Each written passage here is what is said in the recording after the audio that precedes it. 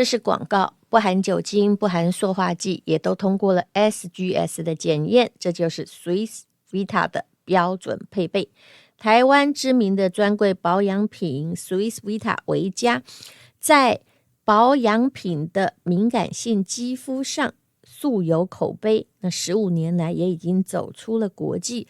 受到了广大女性朋友的肯定。那么在这里要推荐的是全能洗颜霜，有跟日本品牌一样的成分呢。那么在台湾销售量非常好，因为它只有日本品牌1/7的价格，更是得到了2022年美妆大赏第1名的洗面乳哦，每年销售150万条。它洗完之后，你的脸肯定不紧绷，而且会光亮。还有 All-in-One 的全能精华，可以保湿修复。如果你真的很讨厌用一大堆保养品，这支就够了。那么孕妇也都可以使用哦。还有每个人都可以用的全能乳霜哦，以及淡斑精华眼霜，每一样都有它的独特性。那都是呢，基本上还没有放塑化剂跟香精的。那创业者杨总经理是我的好朋友，你看这个价格就知道了。新品的效期都在2年以上。那么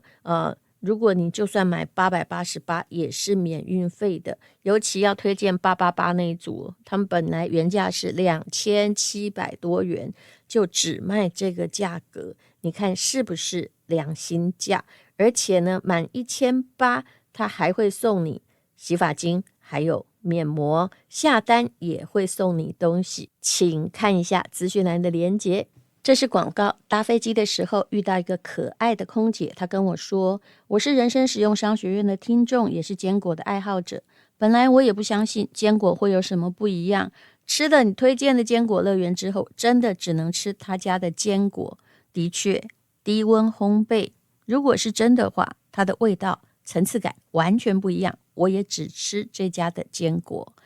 自然无调味，越吃越有滋味。坚果之中饱含我们需要的营养素，这是大家知道的。但是市面上每一家说是低温烘焙，未必都是真的。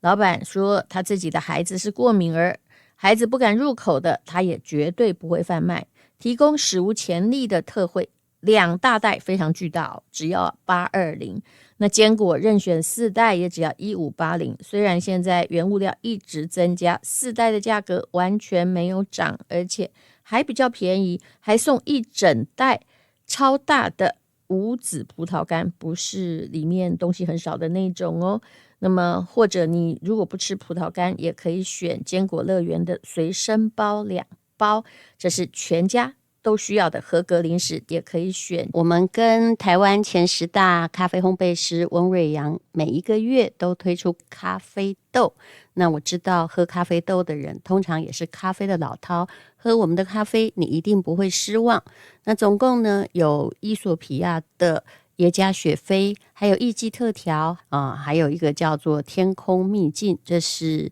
也是秘鲁的日晒豆。那我们都用最低价格供应，因为没有中间商。那么一切呢都合格的包装，从咖啡实验室烘焙。那如果你订货的话，我们会在7天内把咖啡豆寄给你，请看资讯栏的连结。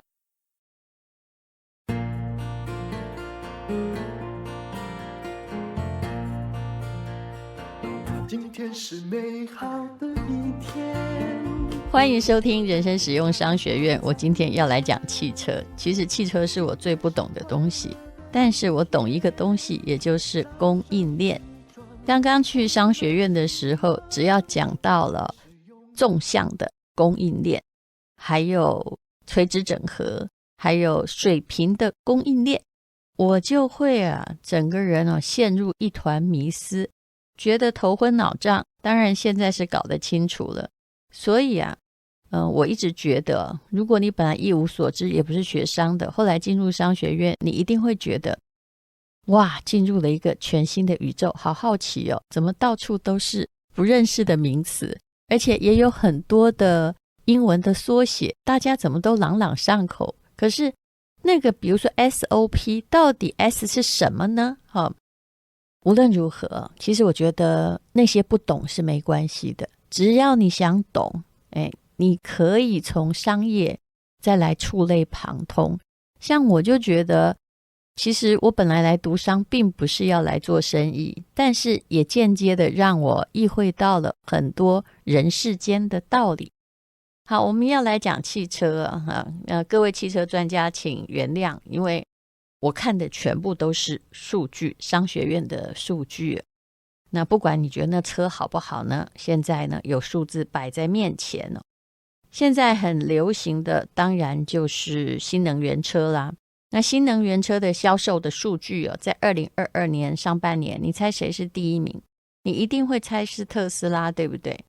可是其实不是，特斯拉是在2021年，它当然是第一名了。以上半年来说，因为下半年才刚结束，我现在看不到数据。特斯拉全球的销量有56万辆之多，那同比增加了 46%。 当然它有一段时间一直在缺货，交不出来，这恐怕也是后来把第一名的宝座让出去的原因。那么在2022年的上半年，谁是第一名呢？答案是大陆的比亚迪，也是巴菲特投资过的比亚迪，是64万辆。那么特斯拉的增长就是跟这个2021年上半年比，它增长了 46%。 而比亚迪呢，好像有后来居上的趋势，至少它在大陆也销得挺好的，它的同比增长是 315%， 就是足足多卖了3倍，所以又夺回了全球新能源车的销售冠军。其实它3年前也曾经是冠军。那么比亚迪的市值就一直涨仅次于特斯拉跟丰田，日本的丰田汽车还是挺厉害的。那么已经超越了大众，还有超越了宾士，超越了宝马还有超越了宝马这个大陆其实是 BMW， 还有通用汽车、福特等一些非常知名的车的企业那么新能源车的确是给汽车行业带来了100年未有的大变局，也是我们工业 4.0 的时代最值得大家注目的一个行业，把汽车从一个大型的机械，然后变成了装了4个轮子的电子设备而事实上呢，比亚迪跟特斯拉对于新能源车其实是带来了一个很深远的变化，也就是你要去看他们怎么做出来了。他们重塑了汽车行业的供应链，从大规模的零组件的外包就变成了垂直整合。那么如果不了解什么是垂直整合，我会用我非常白话的语言，等一下讲完汽车之后再讲一下。谈到了新能源车大家都会想到是特斯拉，其实现在品牌非常非常多各大车商都企图，因为不进来也不行了。这让我想到大概4年前吧，我有个朋友他是一个非常知名的气管顾问，而且是国际的。他到了日本的时候去担任一个车这个零件厂商的顾问，就跟他们的董事长聊天的时候，董事长双眼含泪就哭了那看到这个一个大男人哭，我其实是非常的想要把故事听下去。我这位气管顾问这位朋友说，他是一位博士他说呢，因为这家公司是做那个火星酸的，那当然呢，这个火星酸用在哪里，恐怕大家都比我知道的多，但是我只知道一件事情，也就是它是传统汽车用的，新能源车恐怕就用不到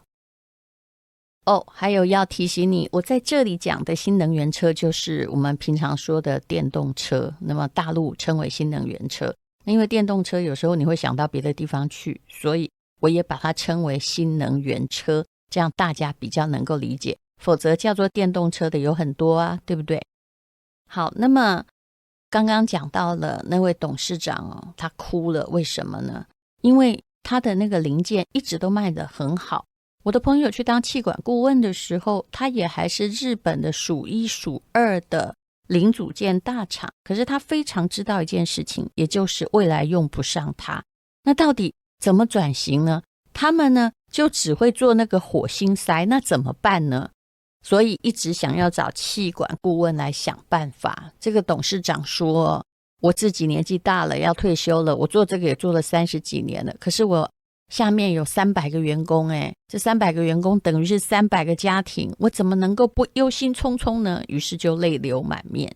其实这个故事让我觉得非常感动，也就是他很了解汽车这件事情已经在做很大的平台转移，恐怕就跟一般的通讯用手机转到智慧型手机那样之前不管你做得多好，很可能都是死路一条，如果你不知道变化的话。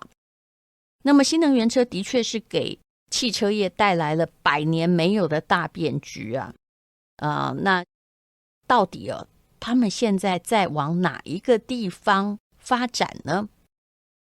过去的30多年，汽车行业普遍采用零组件外包的生产方式，也就是我刚刚讲的那个整个厂可能就做一个火星塞之类的东西了。那么整车厂主要负责的两端，也就是前端的车型开发设计，还有后端的零组件的装配，就这样。那中间的很多的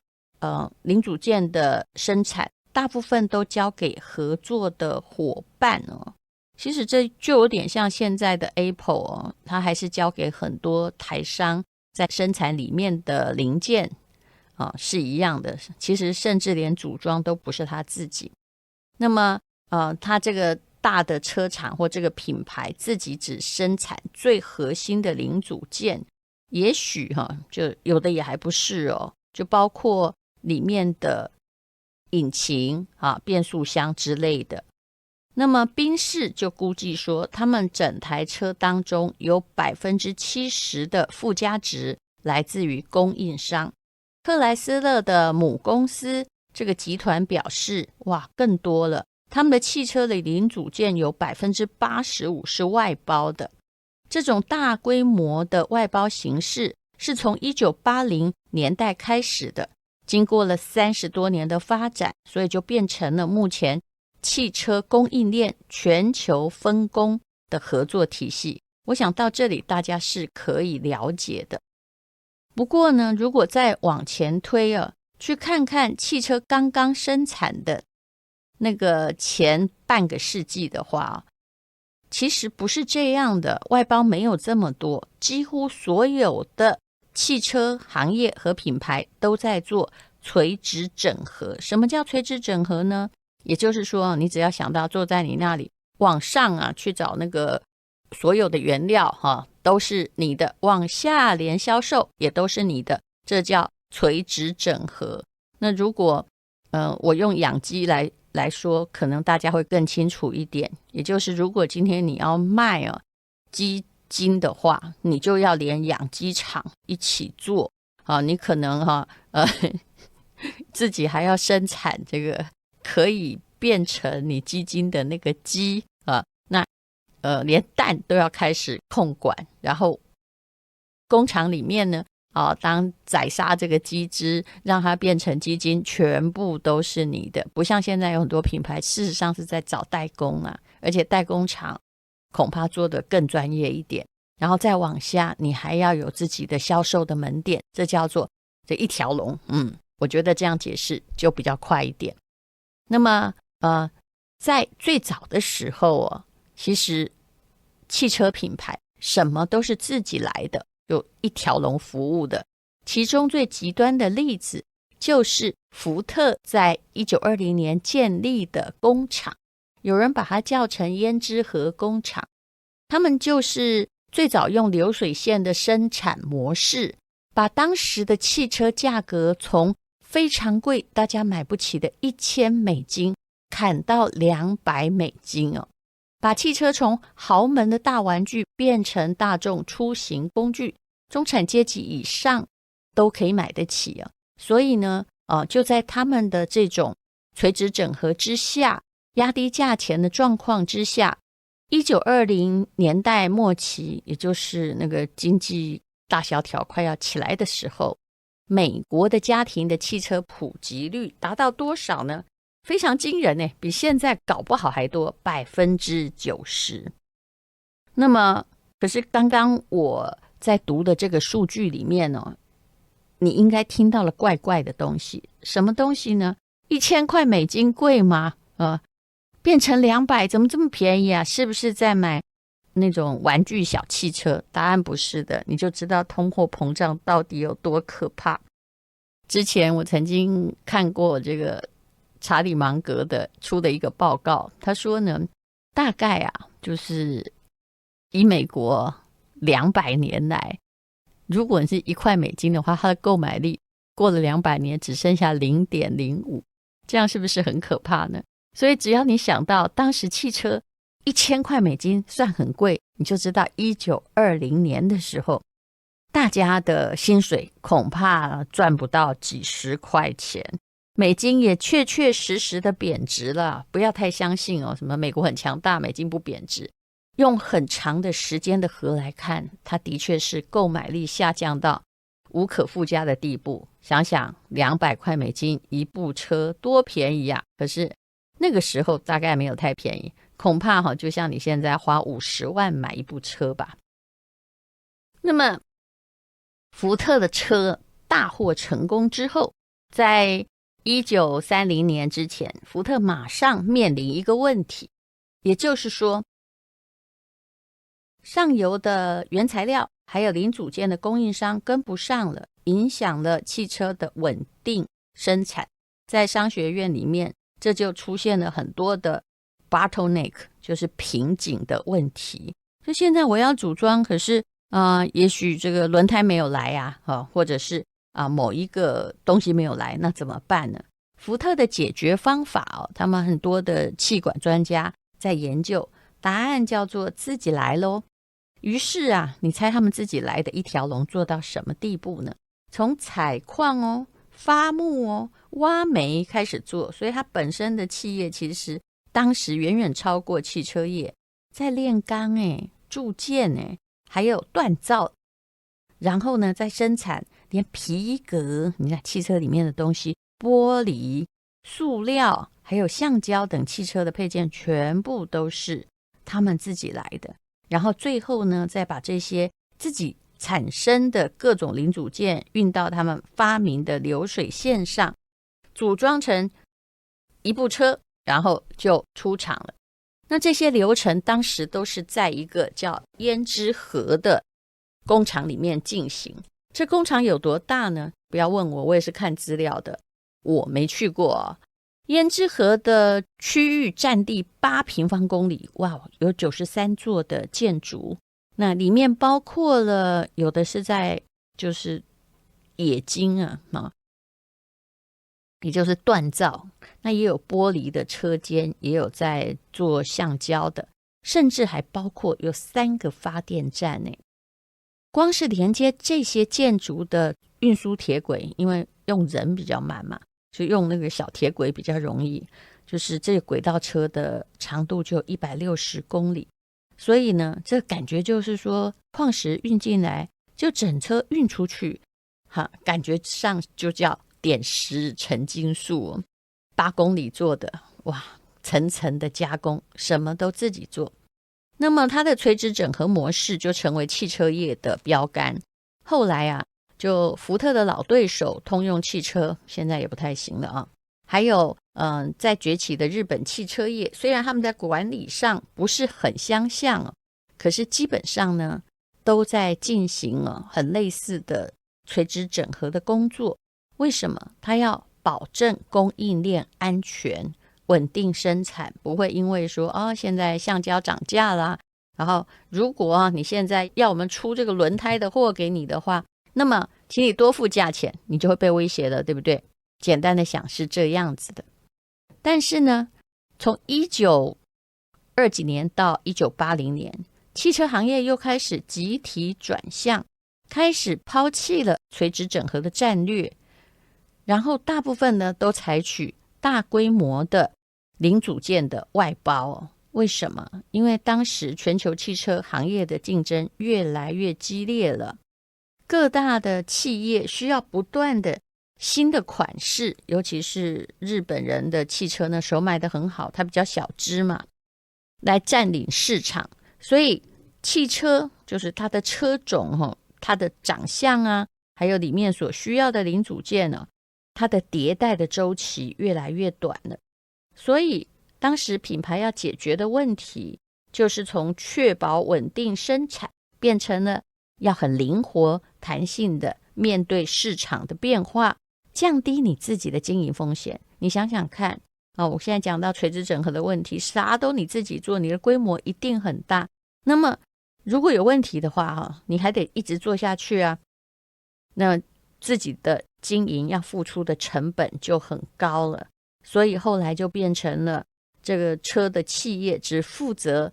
车型的开发，因为这可能是个秘密也可能是制胜的武器还有后端的装配，这样才能说是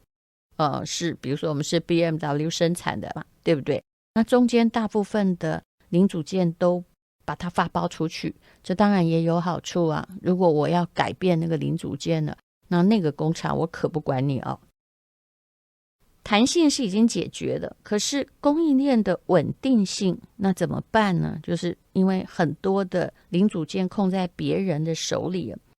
但是也不用担心汽车行业发展出了一个供应链的管理体系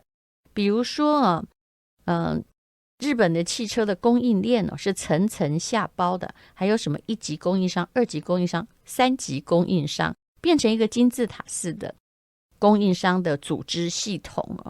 然后丰田汽车就很厉害，这当然如果你不学那个管理，你大概不要很了解，但是你可以知道他们是金字塔型的，可以向下穿透10级的供应商那也就是他们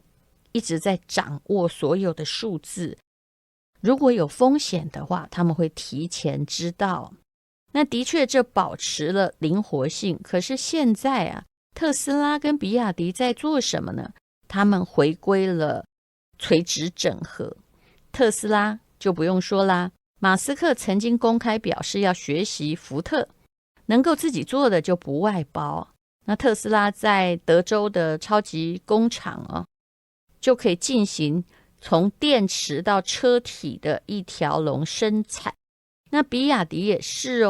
比亚迪它从电池、车架、空调、安全气囊、倒车雷达、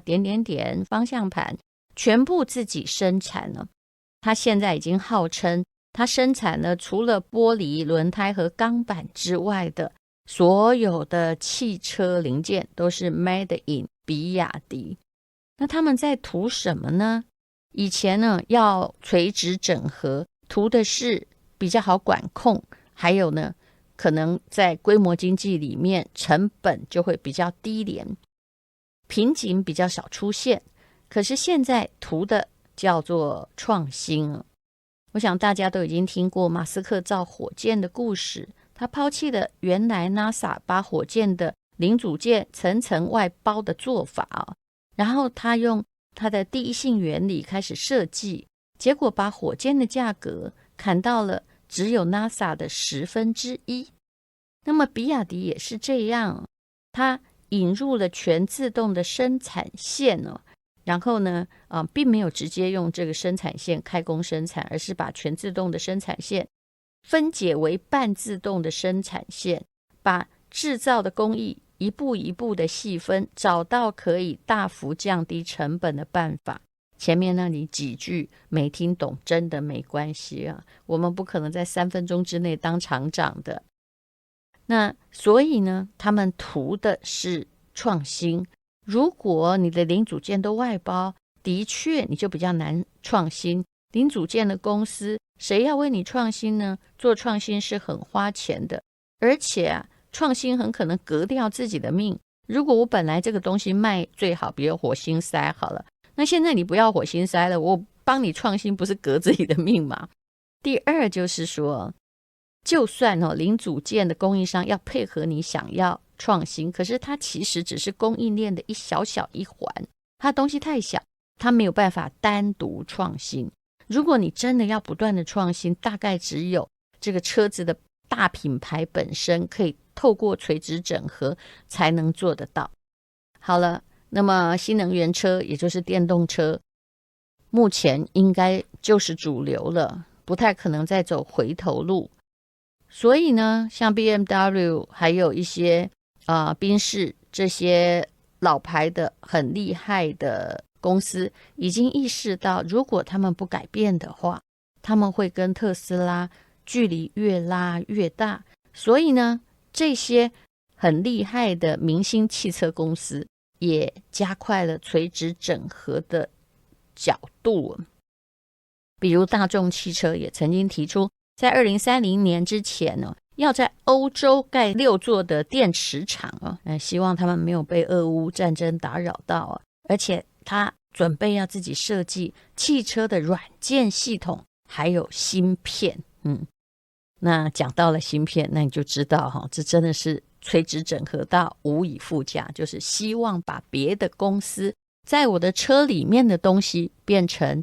越来越少，那么他们就可以不断的在创新车款。这一动的话就所有的东西都接受他们的命令，可以管控得到。好，刚刚讲到了垂直整合，也就是垂直整合呢，在这个一个企业的价值链上希望可以达到的是比较低的成本，还有比较高的差异化对我而言，我还可以再加上一个，就是它会有一个比较好的整体性，控制力也会比较强一点。那么如果是水平整合的公司是什么呢？水平整合就是说，我如果今天想要喝牛奶的话，我肯定不养牛，不过我可能会去喝就把这个一堆的牧场全部都跟他们契作都归为己有，成为行业的第一大公司。比如说像化妆品行业好了，像日本的资生堂，它应该就是一个水平的公司，因为呢它基本上本身常常并购别的小品牌，或者是创造新的小品牌，那企图在我这个保养品还有化妆品的行业里面铺天盖地，反正水平你只要想到那一个地板就好了，就从远到近到处都是我的王国。那么特斯拉跟比亚迪就是从上面到下全部都是我的王国，就全部可以听我的司令。那你觉得哪一种比较好？其实没有好或不好，大家都是在适应这个时代，而且也很想在这个时代里面变成了数一数二的大。那我们今天就讲到这里。汽车不是我的专业，但是呢，我很喜欢研究的就是一个公司它的供应链的问题。谢谢你收听人生实用商学院。今天是勇敢的一天，没有什么能够将我为难。今天是轻松的一天，因为今天又可以，今天又可以好好吃个饭，做我爱做的事，唱我爱唱的歌，吃我想吃的饭，尽量过得简单。做我爱做的事，唱我爱唱的歌，吃我想吃的饭，尽量过得简单，尽量过得简单。拥有让自己快乐的能力，你的念头会影响你的人生，而幸福人生从改变念头开始。是的，这就是我跟我的好朋友吴若权在 PressPlay 开设的转念力必修课。这一堂课结合了我们两个行走江湖多年的经验，了解自己，更了解别人，帮大家归纳整理，确实学会转念力。